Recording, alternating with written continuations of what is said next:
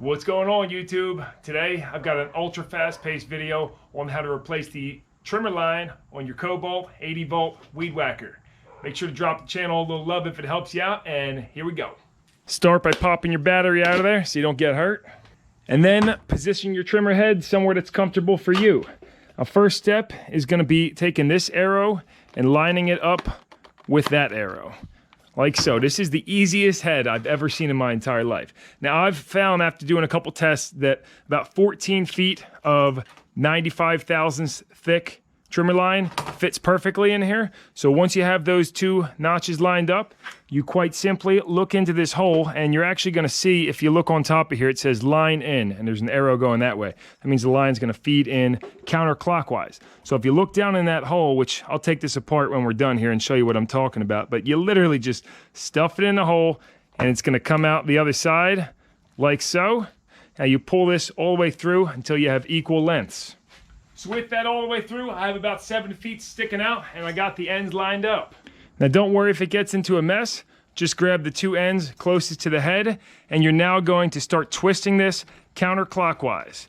You get it started first, and once you get a couple wraps, you can let go of these ends if you like, and you just quite simply rotate this all the way in to all the lines in there.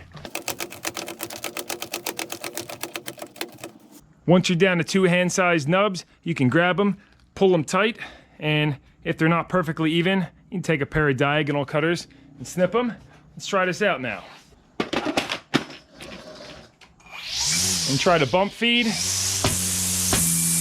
Oh yeah, sounds good. This thing works like a charm. We can see that worked flawlessly, and let me just show you how this head comes apart in case you're interested to ever look at the inside or you have to repair it. You quite simply, on each side, you have a tab right here and a tab right there. You take your finger or a screwdriver, push that one in, push this one in, and then it's got a spring in here so the top starts coming off. Slide that off, and boom, we can see, looking at that, that's about the max amount of string that you can really put in there, 14 feet. So I can pull this off if I like, and the way the design is it has 2 different tiers for the line. With all the string off, you can see how it works. When you go in that hole, goes in here, travels through, comes out the other side. Then this baby just snaps back together. You push that on top in any position, and then line these up with the body, snap her down, make sure it's snapped in, and you're done. And let me restring this, running a couple tests. It does seem you can go in from both sides, but it's more accurate if you start on the side that says line in. You push it in there, it pretty much, no matter what, comes out the other side.